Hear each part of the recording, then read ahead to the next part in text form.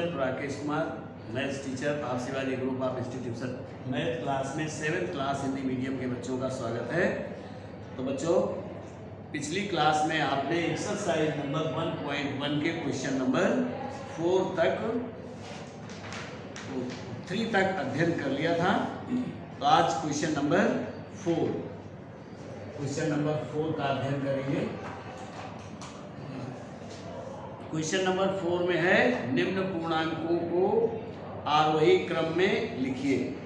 पिछली क्लास में मैंने पहला और दूसरा बता दिया था, तीसरा सी पार्ट इसका करेंगे।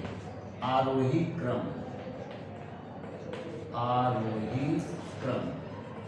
यानी निम्न पूर्णांकों को आरोही क्रम में लिखना है। तो सी पार्ट है 26 माइनस 38 नो माइनस 18 कामा 7 माइनस 18 कामा 7 कामा 5 कामा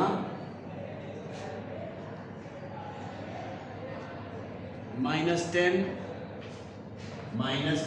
कामा 12 कामा माइनस 21। इन सभी संख्याओं को आरोही क्रम में लिखना है। आरोही क्रम में लिखने के लिए सबसे पहले छोटी संख्या, तो हमें यहां लिखना होगा आरोही क्रम।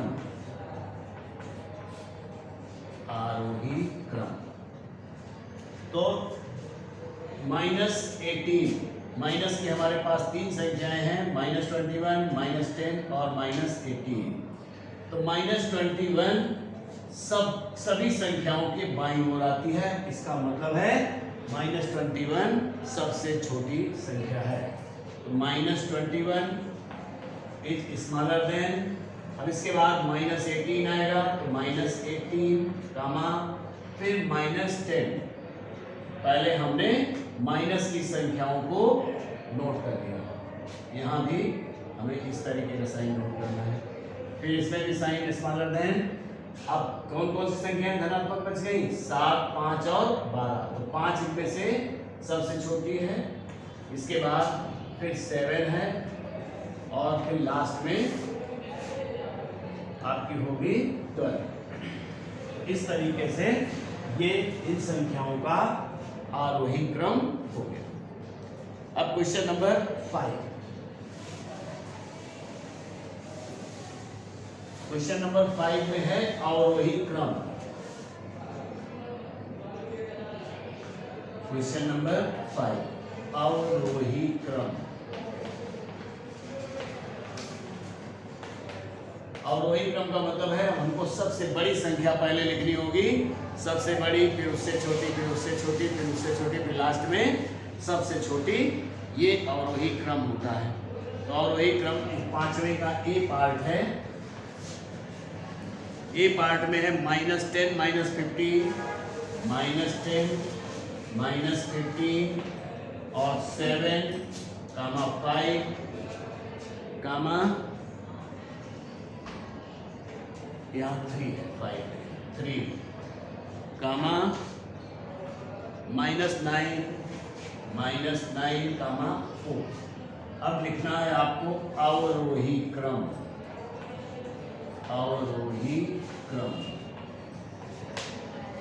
तो सबसे पहले जानने की जरूरत है माइनस की संख्याएं हैं।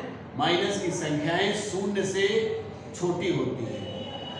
तो इसका मतलब है हमको धनात्मक संख्याओं में देखना होगा। धनात्मक संख्याओं में सबसे बड़ी संख्या कौन सी है? वो है 7। तो अवरोही क्रम बराबर 7 हम सबसे पहले लिखेंगे और इस तरीके से एरो लगाएंगे ग्रेटर देन। और इसके बाद है 7 के बाद इसको अंडरलाइन कर लें, फिर 4 आएगा और फिर 3 आएगा। हमने धनात्मक संख्याओं को क्रम से लिख लिया, पहले सबसे बड़ी, फिर उससे छोटी, फिर उससे छोटी। अब हम देखते हैं ऋणात्मक संख्याओं में। तो ऋणात्मक संख्याओं में कौन सी है? Minus 10, minus 15 and minus 9।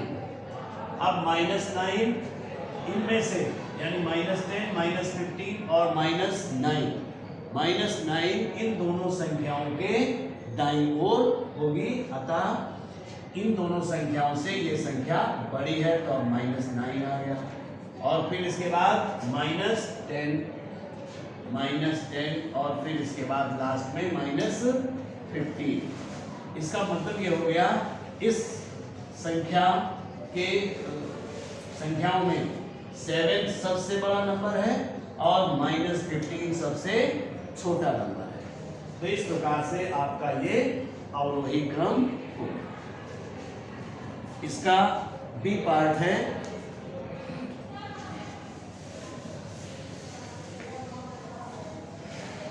Five का बी पार्ट।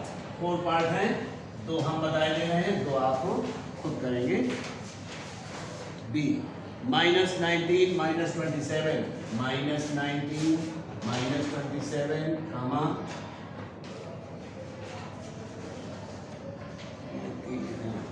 0 22 0 कामा 22 कामा -21 और कामा 15। इस प्रकार से अवरोही क्रम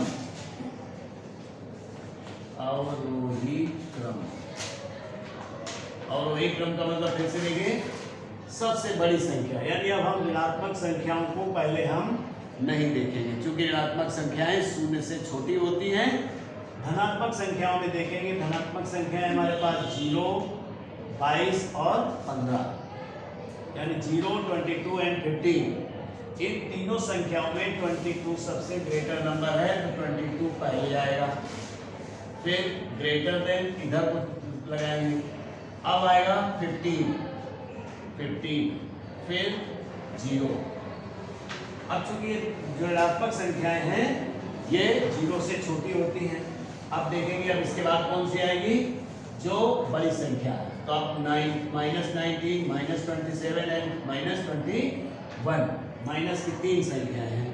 अगर हम संख्या रेखा पर देखें तो 0 की तरफ या दाईं ओर इन दोनों संख्याओं के दाईं ओर -19 होगा, तो -19 आ जाएगा, और फिर से -19 के बाद 21 आएगा, तो -21 हो गया, और लास्ट में -27।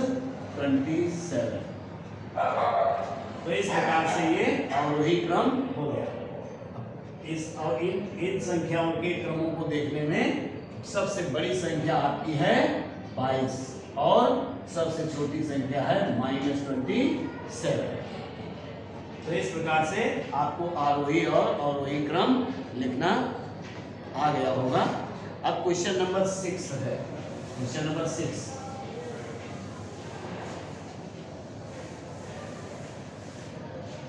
क्वेश्चन नंबर 6 में है निरपेक्ष मान ज्ञात कीजिए। निरपेक्ष मान का मतलब है क्वांटिटेटिव वैल्यू। तो पहला है, पहले लिखा हुआ है निम्न का मान ज्ञात कीजिए। निम्न का मान ज्ञात कीजिए। इसको समझने के लिए अगर हम संख्या रेखा खींचते हैं, संख्या रेखा में बीच में 0 नोट कर दिया और 1 2 3 इस प्रकार से ये दाईं ओर के नंबर हो गए -1 -2 और -3। इसमें से देखते हैं 0 तो हमारी मध्य की संख्या है। अगर हम इस तरफ को चलते हैं राइट साइड को 1 सेंटीमीटर चले तो ये पॉजिटिव वैल्यू हो गई, लेकिन इसकी वैल्यू कितनी हो गई 1 सेंटीमीटर। ये भी 1 सेंटीमीटर, ये भी 1 सेंटीमीटर, तो 1 2 3, यानी अगर इस पॉइंट को देखें तो 0 से 3 सेंटीमीटर की दूरी पर है।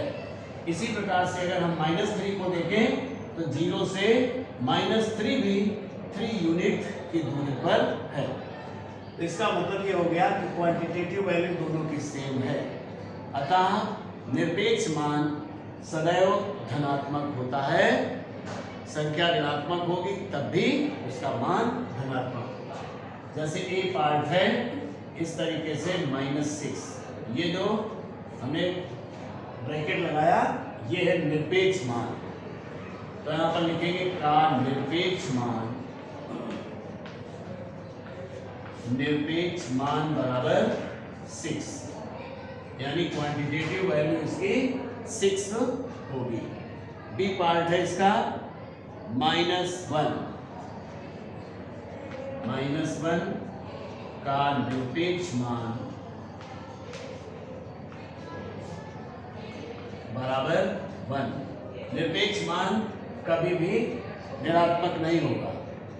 अब सी पार्ट है, ये बी हो गया। अब सी पार्ट में 15 लिखा हुआ है। 15 का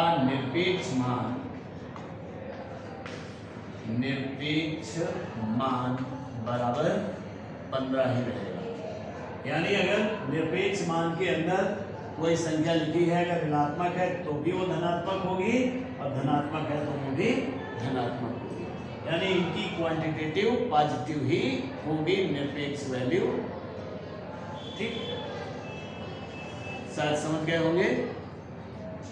तो बच्चों, इस क्लास में इतना ही, आगे नेक्स्ट क्लास में। Thank you.